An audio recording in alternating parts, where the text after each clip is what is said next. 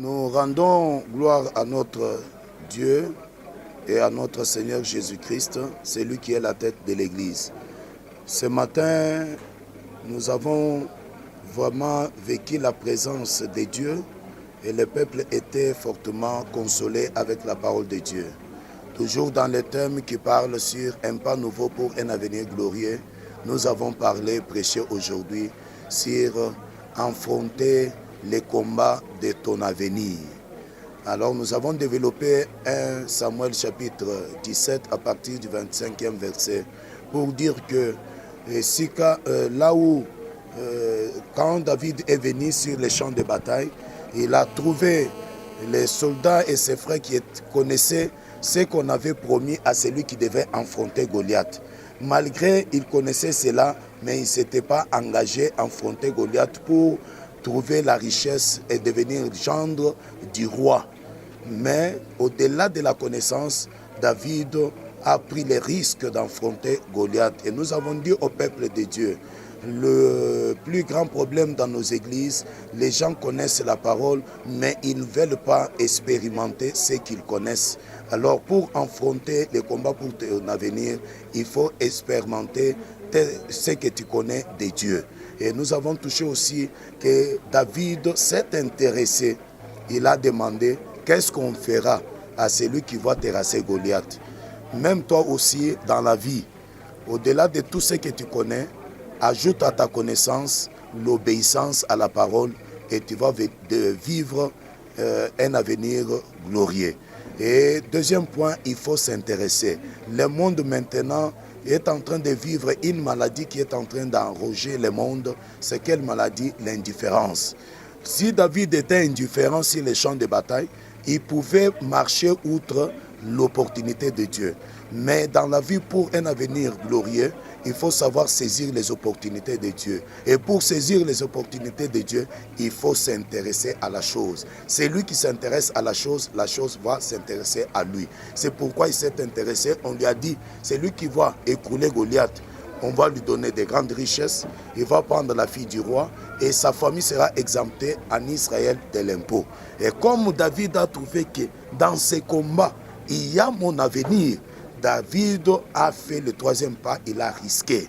Il a dit à Saul que personne ne se décourage. Je vais affronter ces Goliath. Et quatrième pas, il a compris, il s'est souvenu de son passé et il s'est souvenu d'un bon passé. Dans la vie, il faut éviter les mauvais passés, mais se souvenir d'un bon passé. Alors c'est pourquoi je t'invite, bien-aimé dans le Seigneur, toi qui es en train de me suivre là où vous êtes, sache bien que au devant de toi, il y a un avenir glorieux. Mais il faut accepter aussi des risques. Les risques, c'est la concentration. Il s'est concentré et il a dit inviter Dieu dans les combats. Il a dit, tu viens à moi et tu me maudis au nom de Dieu de ton pays. Mais moi, je viens à toi au nom de l'Éternel Dieu des armées, le Dieu d'Israël que tu viens d'insulter. C'est-à-dire, il a invité Dieu et il s'est engagé. Dieu lui a donné la victoire et son avenir était glorieux. Alors c'est pourquoi je te dis, ma soeur, mon frère, partout où tu peux être, si le Seigneur t'a donné le souffle de vie, prends courage, ne te décourage pas, ne fais pas de combats inutiles. Il faut éviter les combats inutiles. Avec David, il a refusé d'attaquer Eliab, son frère. Il a dit, si je peux le vaincre, je n'aurai rien. Mais si je peux vaincre Goliath, c'est là où il y a mon avenir. Dans nos églises, évitons des combats inutiles, de parler, de s'attaquer les hommes de Dieu entre eux, les fidèles entre eux, ça n'édifie à rien. Même Moïse n'a pas attaqué les deux Hébreux qui se battaient en Égypte. Mais lorsqu'il a su que c'était un Hébreu qui était attaqué par l'Égyptien, il a attaqué l'Égyptien. Alors nous tous, nous avons les seuls ennemis, c'est Satan le diable. Notre Goliath a écroulé. Et toi aussi, pour accéder à ton avenir glorieux, accepte d'affronter Goliath, écrouler Goliath et ton avenir sera glorieux.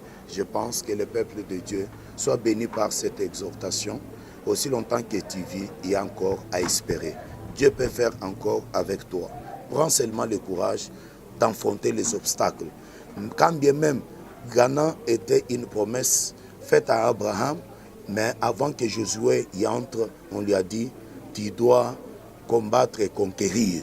C'est pourquoi dans cette année, prends courage, affronte les difficultés. Au-delà des difficultés, il y a une gloire de Dieu qui t'attend. Que le Seigneur te bénisse. J'aime prier pour toi.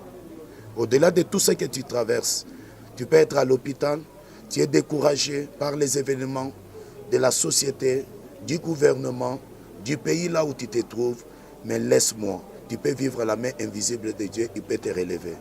Éternel Dieu, étends ta main longue, touche ma soeur, mon frère, là où il est en train de me suivre, qu'il vive maintenant un avenir glorieux dans sa vie. Que tout ce qui était honteux dans sa vie soit enlevé au nom de Jésus. Et tout Goliath qui s'était levé dans sa famille, dans ses affaires, dans son bureau, soit écroulé maintenant au nom de Jésus-Christ de Nazareth. Crois que le nom de Jésus a été souverainement élevé et au nom de Jésus, tout genou va fléchir. Que les genoux des sorciers, des magiciens, des marabouts fléchissent maintenant au nom de Jésus. Que la victoire des croix de Golgotha soit votre héritage, soit béni et édifié au nom de Jésus. Amen. L'adresse, mes contacts, code 243 0 ou bien 97 023 58 68. 243 97 023 58 68.